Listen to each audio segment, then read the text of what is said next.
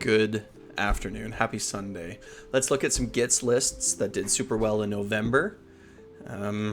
Yeah, got some interesting ones actually. But first, thanks to all my patrons. Thanks to Baron of Dice. Best way to support the channel is through Patreon. And yeah, I mean, we're all just having a good time, right? Definitely join the Discord.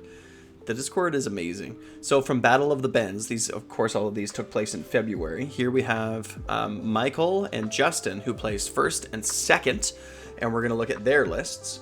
And then the third list that we're going to look at is from Daniel Thorson, went 4-1 with the Gloomspy Gitz and placed fourth. So all of the lists that we look at here are in tournaments that are in person, that have at least 30 players, and took place in November. So if it's a small little GT or something like that, it doesn't count, and it has to be 5 rounds. So it's 5 rounds, more than 30 players, in meat space, and took place in November. So again, here we go, Battle of the Bends. So the first one, Gitz, Lookout Shootas, is 2,000 points. We're playing Squigalanche. This is 2-drop. Our 2 heroes are Scragrot the Loon King, love seeing Scragrot, and a Squig Boss with Nasha Squig. So with Scragrot, we have a reinforced unit of Moon Clan Shootas, and then 2 reinforced units of Rockgut Trogos with some Snarlfang Riders. Scragrot, of course, can bring everybody with him, right? Like, he can take on pretty much, I think, any unit, any Moon Clan, or any Gitz unit, so that's cool. And then the Squig Boss has the Clammy Cowl and the Clammy Hand. Takes 5 Boingrot Bounders, Gobblepalooza, and a reinforced unit of Squig Herd. So this is a very well-rounded list. If you're looking for a list that plays a little bit of everything, this is pretty cool, right? We got our caster, and then we have our Squig Boss to support the herd primarily, but also the bounders if they need. We have another Gobblepalooza, which acts sort of like another wizard without being a drop, very popular unit. Snarlfang Riders to sort of take the flanks and reposition, because of course they get to redeploy every turn for free. It's just with their War Scroll ability. I really like it. I think it's cool. I can't wait to see the rest of the wolves that are coming out. And then of course the Rockguts to kind of take the center, and I guess the Shootas to stand behind them and then just shoot stuff out. I'm curious how the Shootas are being used. If you use Shootas in Gitz and you use them with any kind of effect, please let me know in the comments below, or join the Discord and jump into the conversation there. So very well done. This, of course, was a first place list from Michael Roche. And then up second, we have Justin Crandall, 12 Troll Squigs. This is another Squigalanche, 2 drops. Morbid Conjurations. I didn't see what manifestation lore the first guy was using, but the second guy is using Morbid Conjurations. And this, again, this guy plays second, so it looks like a very similar list. Very similar list, right? Because our 2 heroes are Scragrot and Squigbosh. I wonder if these guys know each other, or if they just happen to come with a very similar list. The first guy, of course, went 5-0, and this guy went 4-1. So we have reinforced Bounders, 2 reinforced Rockguts, and a Snarlfang. They're very, very similar. And then down below, we have that single unit of Bounders, but 2 units of Squig Herd. So this guy really has Shootas. He's got 300 points of Shootas and Gobblepalooza.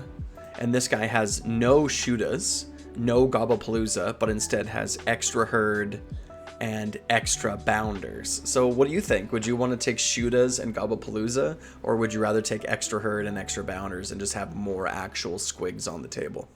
Interesting. And then these Snarlfang Riders. I mean, these guys must know each other and must play together and must agree to some degree on what the best way to play Gitz is. So looks really cool to me. I mean, you know, you got your herd can sort of run up the flanks if you need them to, or they can run up straight to the center. The Snarlfang are definitely going to be there just to take objectives, right? Sorry, not to take objectives, to score tactics, right? They'll be doing the flanks, and they'll be to cut an approach and take their land and all that good stuff. So fantastic lists. And then third, we have a list that went 4-1. Daniel Thorson, Knights of Bretonia. This is Gloomspike Gitz, Renegade Open 2004. And this list is quite different because it plays Kragnos. So we're a 2-drop list playing Squigalanche here, of course. Boingrot Bounders, a reinforced unit of Bounders, and a reinforced unit of Hoppers. So obviously we're just sending those in where they need to with Kragnos, right? We have a Fungoid Cave Shaman with Leering, Get Shield, and Loon Touched.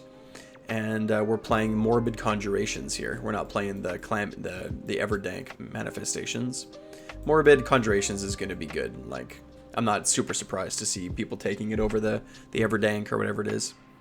Dank manifestations or whatever it's called. Fungoid Cave Shaman, like I said, and then 2 reinforced units of Herd, and then another reinforced unit of Hoppers. So it's 2 reinforced units of Herd, 2 reinforced units of Hoppers, a reinforced unit of Boingrot Bounders, Fungoid Cave Shaman, Kragnos. So we're just yeeting in different kinds of squigs over the course of the game, right? And then bringing them back out of the Loon Shrine. This is a really fun way to play with Kragnos in Gitz. Yeah, like I really like playing. I really like playing Fanatics with Kragnos because what I'll do is I'll move Kragnos up the board. I'll teleport up a unit of Stabas and then pop out 2 reinforced units of Fanatics, and then they're 9 inches away from the enemy, but they get a 3d6 charge. So 9 is pretty easy to make on a 3d6 charge. So then they just jump in, they strike first, they kill, they're so killy, and then when my opponent hits them back, they just melt, because, you know, I think they're 1 wound on a 6-up save with no ward, like they just melt, but then they just come back out of the Loon Shrine. So the fact that they have always strike first and they die really easy is actually kind of nice if you have recursion. You just keep bringing back, like you bring back, you know, you start with 20 Fanatics and then you bring back 10 Fanatics after they're toast and throw other things at them too. But Herd is the same idea, right? You're going to throw Squig Herd at your opponent. They're going to die. They're going to throw mortal wounds out. And then you're going to bring them back out of the shrine. I think Herd was the unit I was probably most wrong about when I first read them. I thought they were going to be absolute trash, but turns out they're still good, just not overpowered and totally busted like they used to be. But I'm glad to see that they're still in play because they are an absolutely great and fantastic unit. So it's nice to see, like you'll see with these 3 lists, like we are still seeing, you know, some rock guts, right? Like we have 2 reinforced units in this one, 2 reinforced units in this one, but none in this one. So, I mean, I guess we do see Kragnos. Does that really show that Destruction is in trouble? I'm not sure if y'all saw the video. It was done by Vince, I think. I think it was Vince and Wohammer. They did it, or no, Vince and Heywo. They did it together. It was like why Destruction sucks.